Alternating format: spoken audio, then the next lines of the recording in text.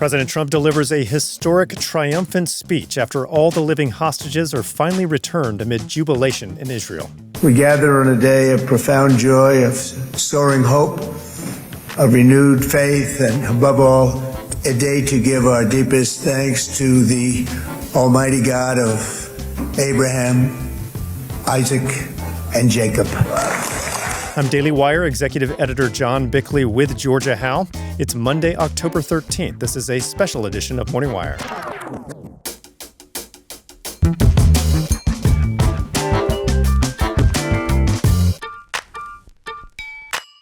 After so many years of unceasing war and endless danger, today the skies are calm, the guns are silent, the sirens are still, and the sun rises on a holy land that is finally at peace, a land and a region that will live, God willing, in peace for all eternity.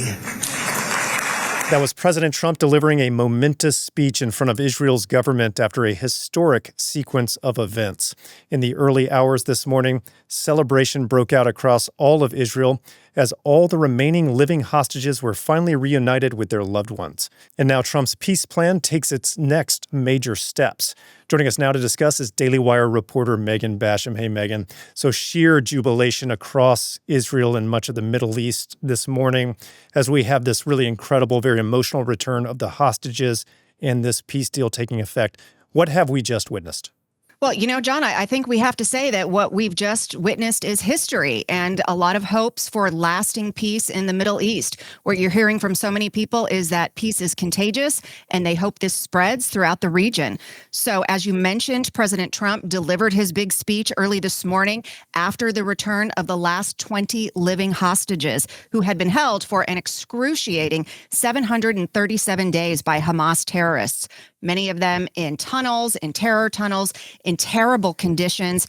And the anticipation for their release has been building all weekend. There were all-night vigils all across Israel, all across the country. Israelis waited for the moment that they'd been praying for more than 2 years. And it all crescendoed this morning in these tearful reunions.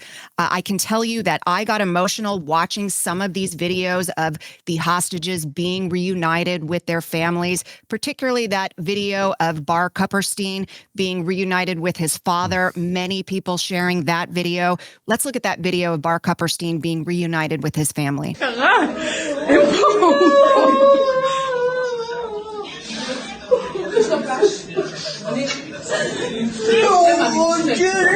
אתה חייב לשתות קצת, נשמה, טיפה.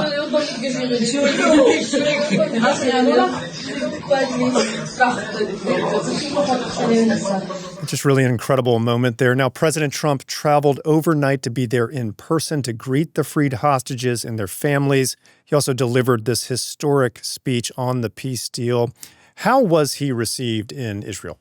Well, incredibly joyfully, John. His name is being honored across the country. I'll tell you that it was overwhelming. The Israeli people applauded when his name was mentioned at these events. Israeli lawmakers broke out in chants of Trump when his name was mentioned in front of Israel's governing body, the Knesset.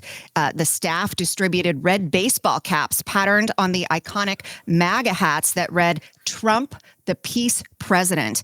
And then when he finally delivered his speech in front of Israel's Knesset, the response was electric. Israeli leaders, most significantly Bibi Netanyahu, gave the highest praise imaginable for Trump in his introductory remarks. In fact, he nominated him for Israel's prize. That's the country's highest cultural honor. When President Trump stood up to speak, he was met with a standing ovation. And here's just a bit of those remarks. Generations from now, this will be remembered as the moment that everything began to change and change very much for the better. Like the USA right now, it will be the golden age of Israel and the golden age of the Middle East. So I would say that this was Trump at his most presidential, and we may very well be watching the scenes that will forever mark his presidency. In much the same way, actually, that Reagan's speeches in front of the Berlin Wall marked his presidency. Here's a bit more of that. So this long and difficult war has now ended. Some people say 3,000 years, some people say 500 years, whatever it is.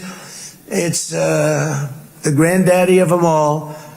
And in an unprecedented achievement, virtually the entire region has endorsed the plan that Gaza will be immediately demilitarized, that Hamas will be disarmed, and Israel's security will no longer be threatened in any way, shape, or form.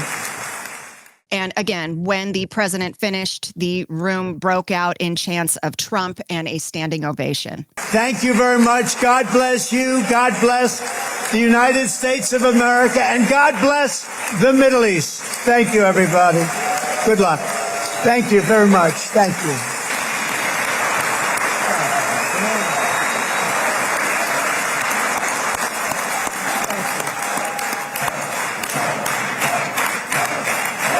Now, coming out of this historic moment, what do we know about how Trump plans to capitalize on this momentum to further stabilize the Middle East?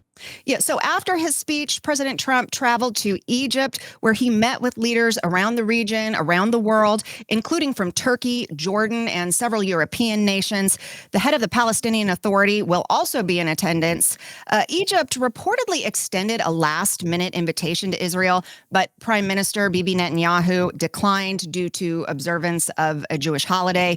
But I think the next crucial phase of Trump's 20-point peace plan is the return of the bodies of the remaining deceased hostages. So a joint Israeli, U.S., Qatari, Egyptian task force will be established to find any of those missing remains, with the goal of recovering all of them in the next few days. So we talked to Daily Wire reporter Cassie Akiva, who has more. Following the return of the Israeli hostages, 2,000 Palestinian prisoners were released, including 250 serving life sentences for crimes such as murder, rape, and terrorism. Now, with partner countries, Trump has the task of taking the next steps in his plan, which include disarming Hamas, rebuilding Gaza, and making the way for a new Palestinian governing body. Though Hamas has agreed to the deal, the terror group may be harder to disarm than anticipated because Hamas has spent the last few days executing political opponents within the Strip. But the president says he plans to push forward with this deal and bring peace to this war-torn region. So every generation, John, has those pivotal moments where we remember where we were when we heard the news, when we saw those images that changed the course of history. And, very likely that we're seeing one of those now. Indeed. And there's, like you said, growing sense of hope in the Middle East that we're going to see the beginning here of a lasting peace. Megan, thank you so much for reporting. Absolutely. My pleasure. Thanks for tuning in. This has been a special update edition of Morning Wire.